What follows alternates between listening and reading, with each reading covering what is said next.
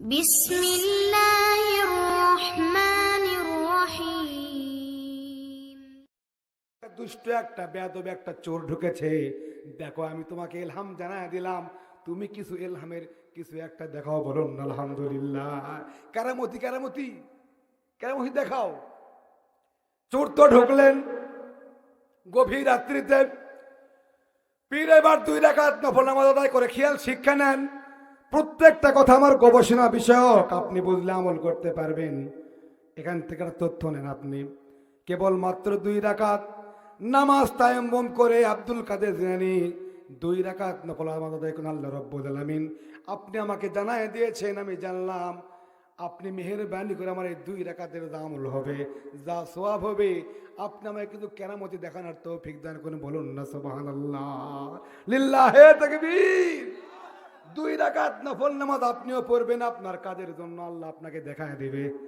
ওই যে 7 দূরে আছে আপনার সন্তান, এখান থেকে দোয়া করবেন, নামাজ পড়বেন। ওই দোয়া, ওই বরকত, এই রহমতের কারণে আপনার সন্তান সুস্থ থাকবে, ঠিক কিনা? বুখারীর হাদিস। আব্দুল কাদের জিলানী রহমতুল্লাহ আলাইহি উনি এবার যখন নামাজ শুরু করলেন, এই 20 বছরের পাক্কা চোর এবার মনে করলেন কি ব্যাপার, এখন তো কোনো নামাজের আজান হলো না, কিভাবে নামাজ শুরু করলো, কি নামাজ পড়লো এটা?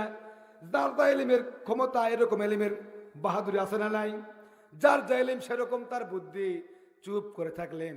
এবার আব্দুল কাদের জিলানী ঘুমে যাবেন, এমন তো অবস্থায় আব্দুল কাদেরের জিনিসপত্র সবগুলাই চোর বস্তার মধ্যে নিয়ে নিলেন। আল্লাহকে বলেন, আল্লাহ যেদিক থেকে যেভাবে চোরটা এসেছে আপনি এই গর্তটা বন্ধ করে দিন। চাইলেন কার কাছে বলেন? চাইলেন কার কাছে? আল্লাহর কাছে চাইলেন। ওই সিং, ওই গর্ত বন্ধ হয়ে গেলেন। আমার ভাইয়ের, আমার বাবারা, আল্লাহ রাব্বুল আলামিনের কাছে চাওয়ার কারণে গর্ত বন্ধ হয়ে গেলেন।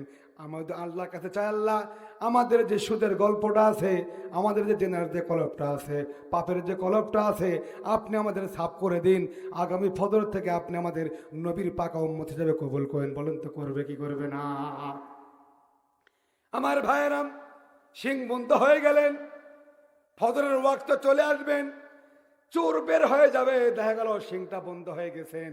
এবার দরজা যখন খুলতে যায়, দরজা খোলে, মালামাল যখন নিয়ে যায় দরজা বন্ধ হয়ে যায়। কারণ চোর তো মালামাল নিবেই, ঠিক কিনা?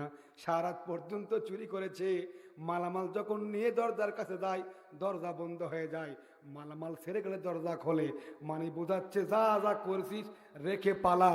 আব্দুল কাদের এমন একটা মাপের অলি, ধরলে তো কিন্তু ছাড়বে না। সুবহানাল্লাহ।